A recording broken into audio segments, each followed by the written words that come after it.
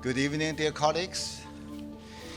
The United Arab Emirates and China called for this meeting to express grave concern at the continued attacks by Israel on hospitals, refugee camps, schools, UN premises, places of worship, and other civilian facilities in the Gaza Strip,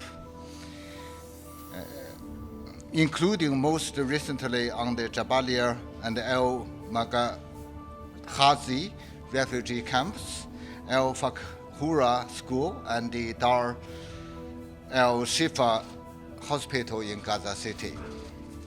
As the Secretary General stated this morning, this is a crisis of humanity. In less than a month, more than 10,000 Palestinians in the Gaza Strip have been killed. And as we speak, Palestinian civilians continue to be killed. Children are bearing the brunt. As several UN officials have stated already, Gaza is becoming a graveyard for children. No one is safe more. No one is safe. More UN aid workers and journalists have been killed in 4 weeks than in any month of a conflict in decades. If ever, Palestinian civilians are also deprived of necessities essential to their survival.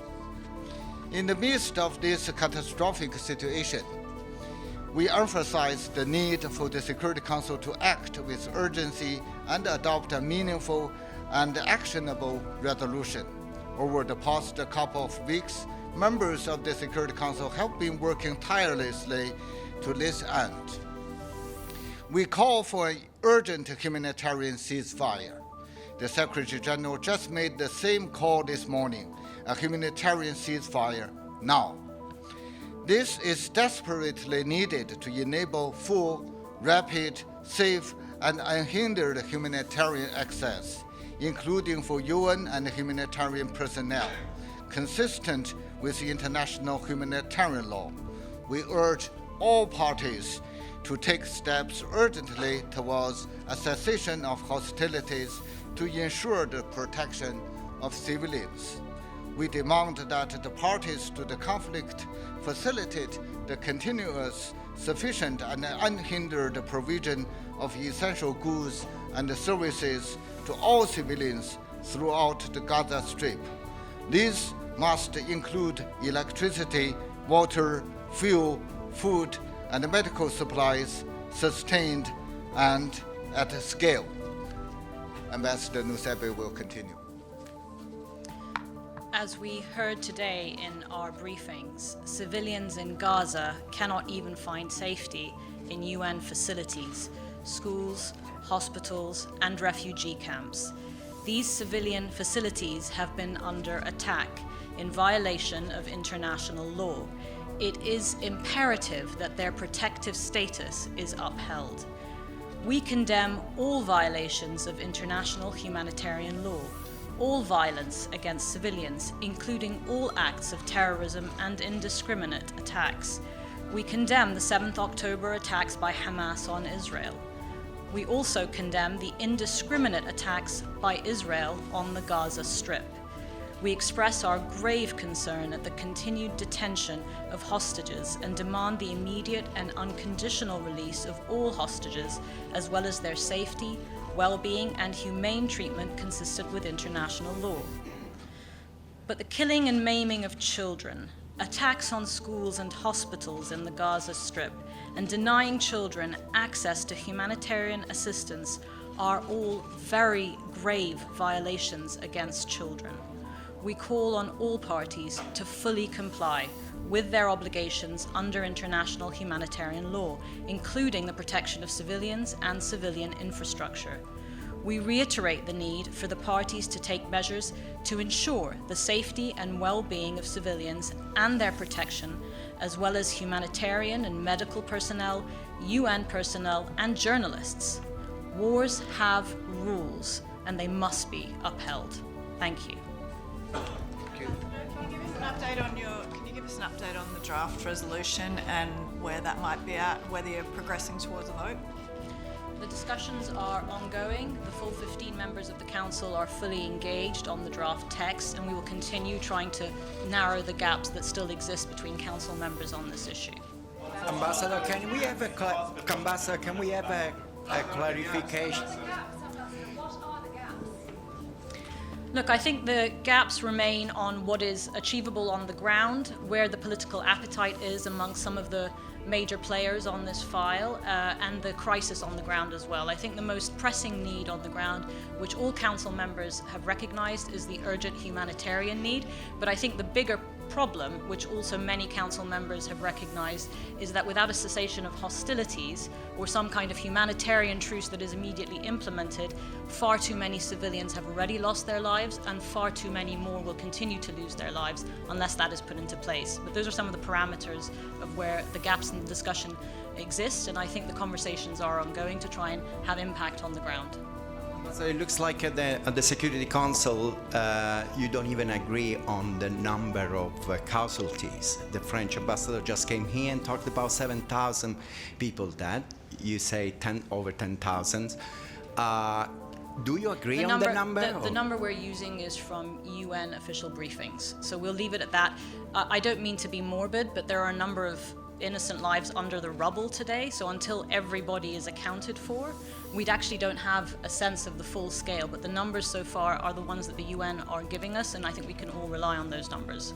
Ambassador, can humanitarian aid, food, water, any medicine, can it be administrated and given to the people of Gaza in a safe and secure and efficient way while there's still fighting going on? And the humanitarian pause, does it mean that you feed them in one hand and a few hours after the cessation of hostilities for whatever hours, you bomb them again? I mean, does that make sense to anybody?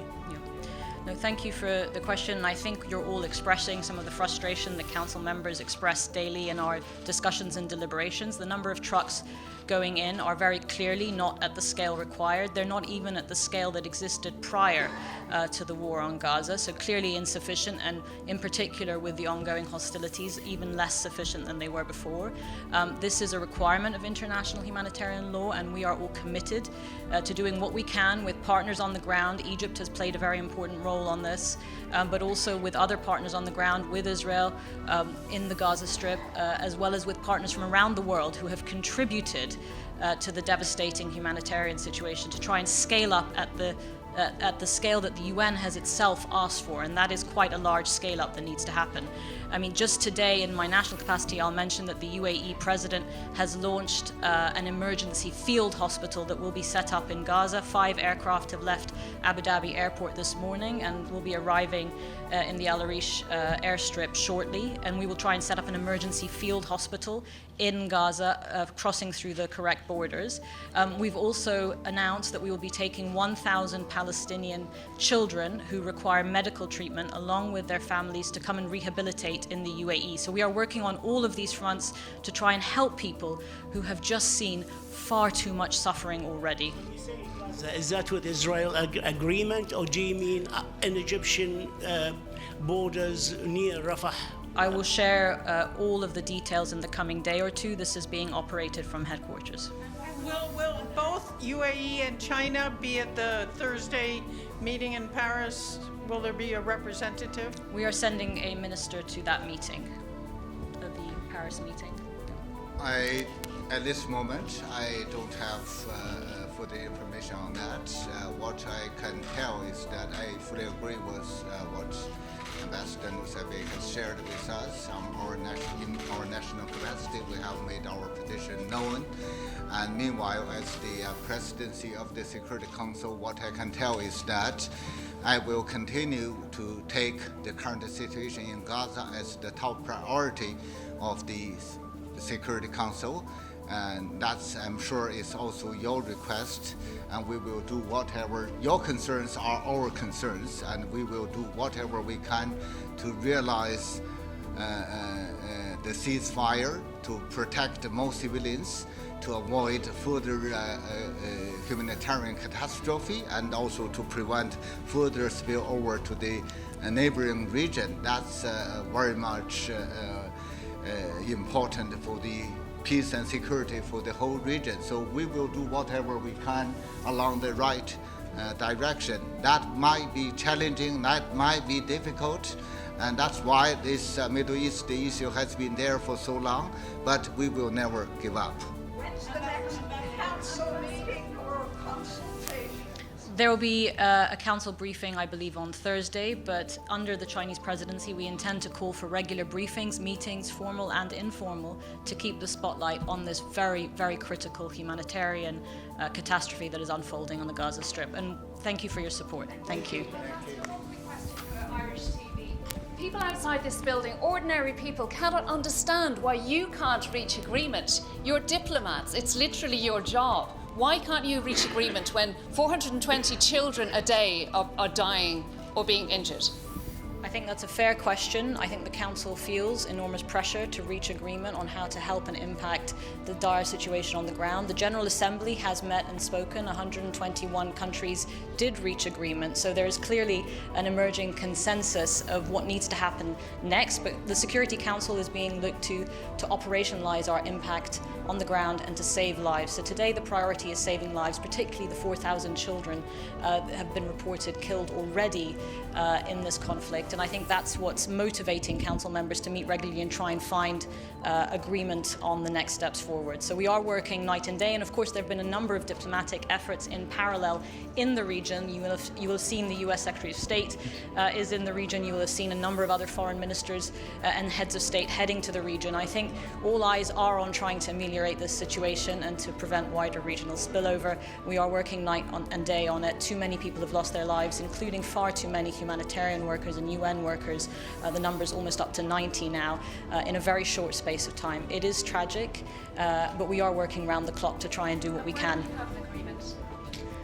We're working hard to try and find that agreement, and we're working on numerous levels, including diplomatic levels in capitals. Thank you.